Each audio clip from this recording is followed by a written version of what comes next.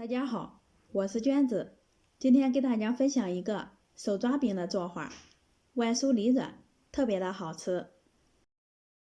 我们先准备普通面粉500克，加入6克盐，增加面的筋性。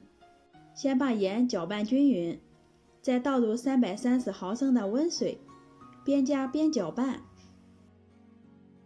搅成大面絮状以后，再下手揉成面团，多揉上几分钟，将面团揉光滑。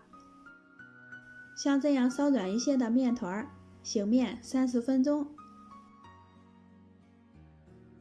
接着调个油酥，碗里倒入2勺面粉，加入适量的油，然后搅拌均匀，没有面粉颗粒，像这样的稀稠度就行。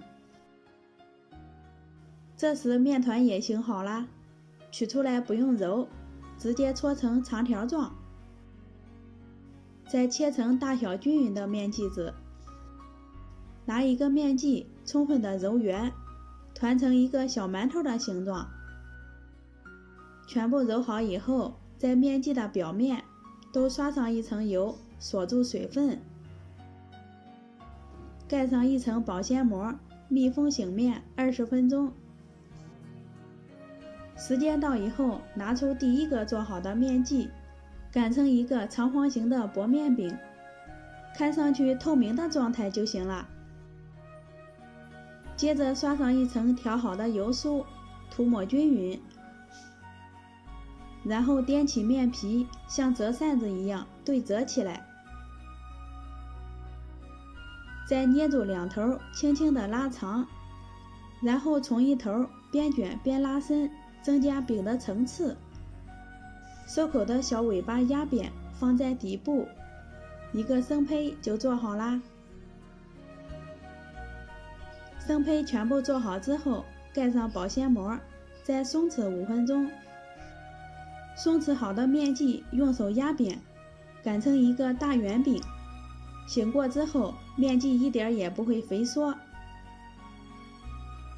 擀好之后，用擀面杖挑起来，放在保鲜膜上，接着再盖上一张保鲜膜，防止粘连到一起。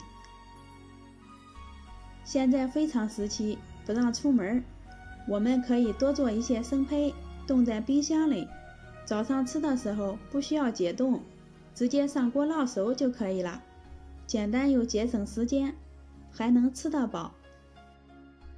再来烙一张，预热好的电饼铛刷上一层薄油，放入擀好的生胚上锅烙，开大火先烙上1分钟。闻到香味以后，给生胚翻个面，再接着烙上1分钟。两面金黄，饼子就熟啦。